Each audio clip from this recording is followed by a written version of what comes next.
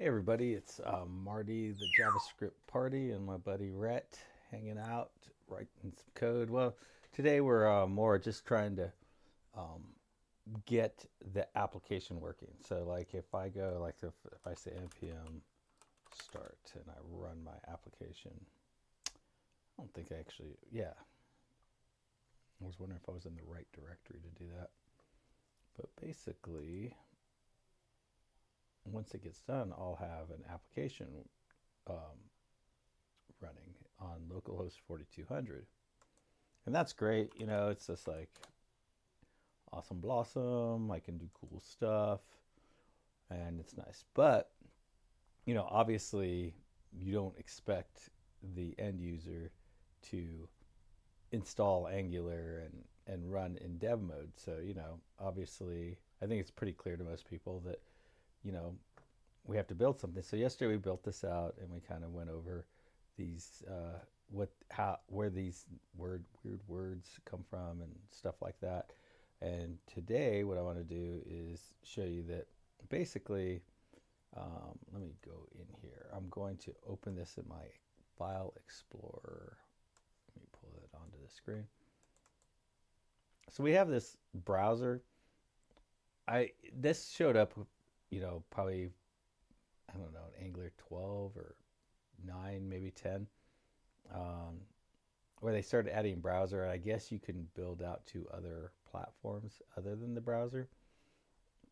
I know Angular's been pushing for that kind of thing for a long time.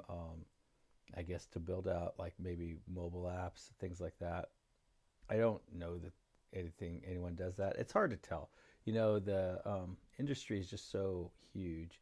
Um, like I don't know anyone who creates Electron apps, but obviously Electron apps are created because that's what Visual Studio Code is. There's probably, I don't know, somewhere between 1,050 million Electron applications being worked on right now. I mean, I just don't have the vaguest idea um, what that number would be.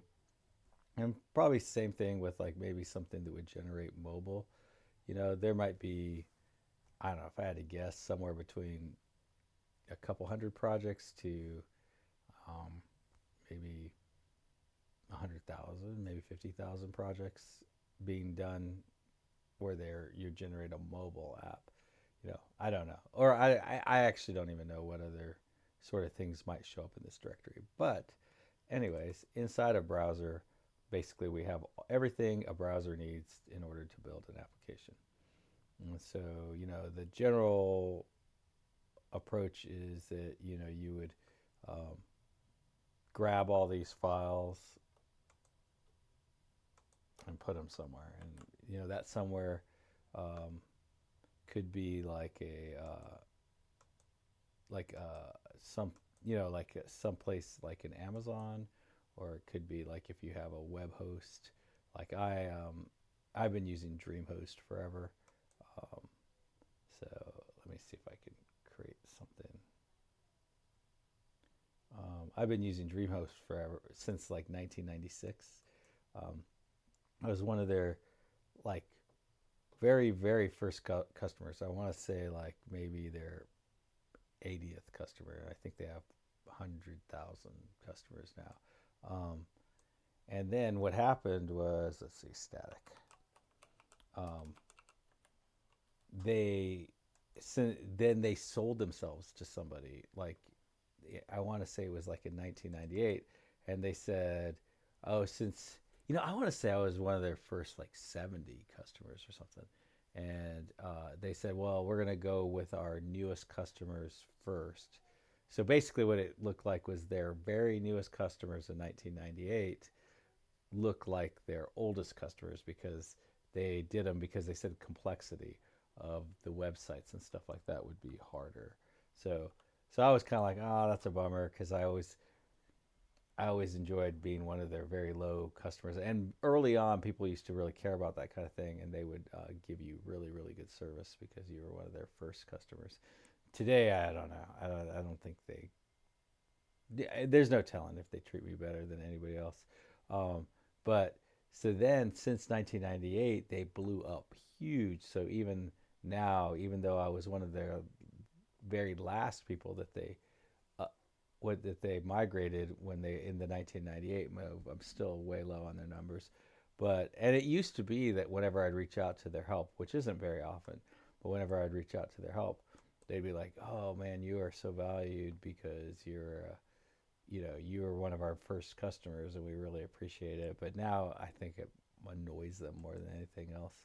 But so back in the day, you used to be able to like take a static site like this and just like drag it into the server, into a browser and all that. But it doesn't work anymore. And the main reason it doesn't work is because um, the way they set up the the references in the index, like it found this it for so yeah, well that's because it was a remote reference. So I'm downloading this from fonts.gstatic.com, but all the rest of these it's looking on my C drive.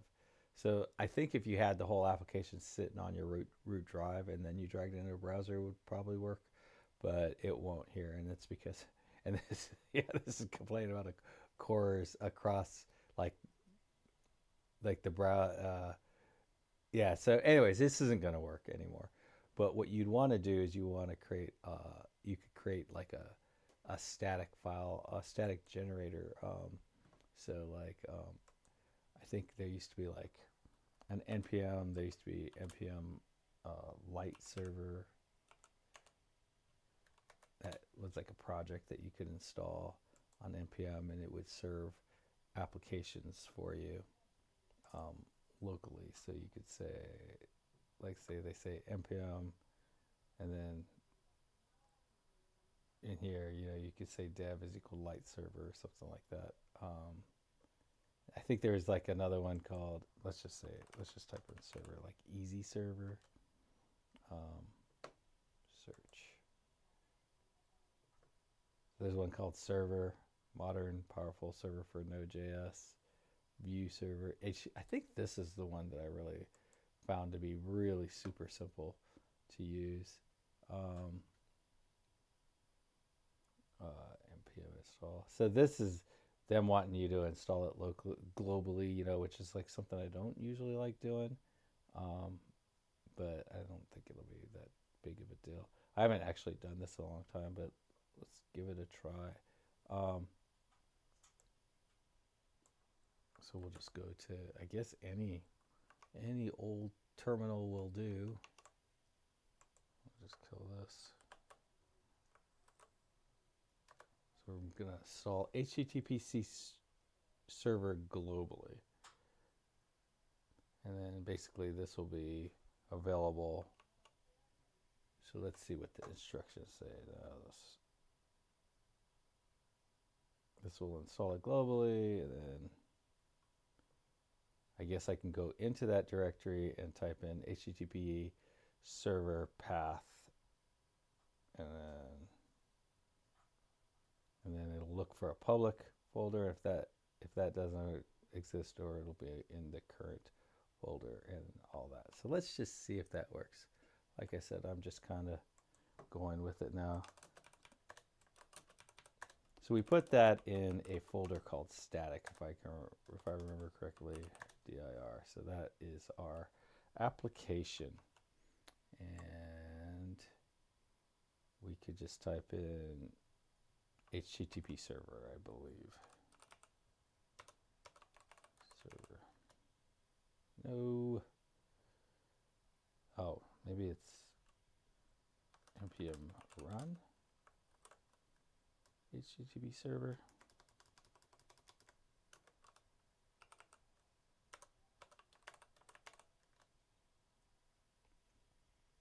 Nope. How about npm HTTP server?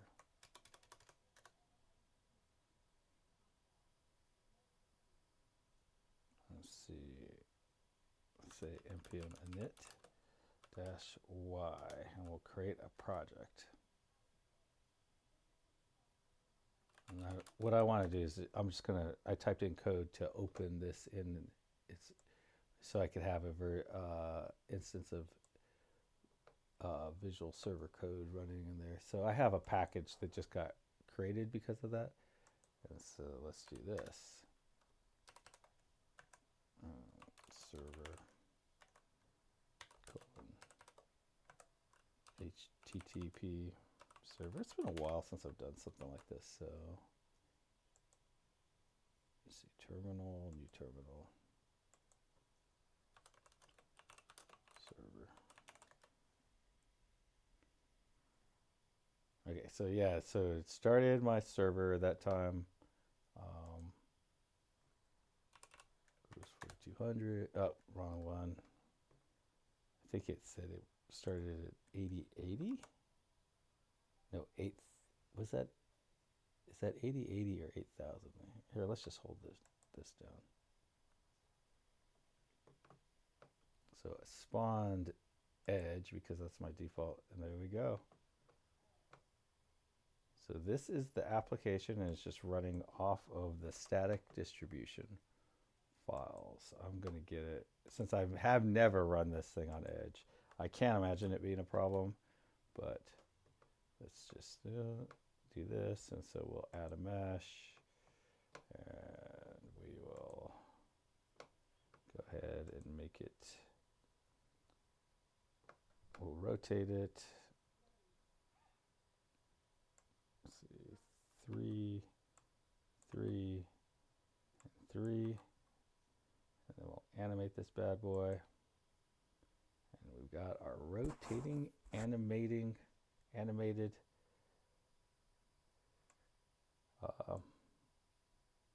cube. And that's pretty cool. And so basically, like now if we look at the network tab,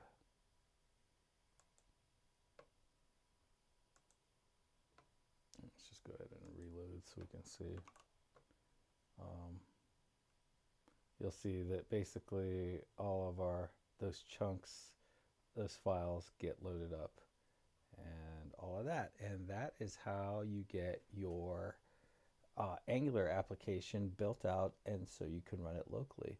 Now we're at 12 minutes, which I think is a really good amount of time for a video like this. I know I've been going long lately, but I guess tomorrow I'll head out to, I'll point my browser at DreamHost and set up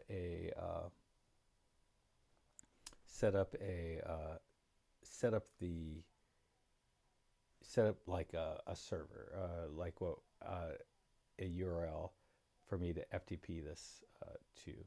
And well, no, actually tomorrow what we'll do is we'll just actually go over the actual static code in like the HTML code and stuff like that, and maybe alter it a little bit, and then maybe talk about like not altering it, and like maybe how you should change things,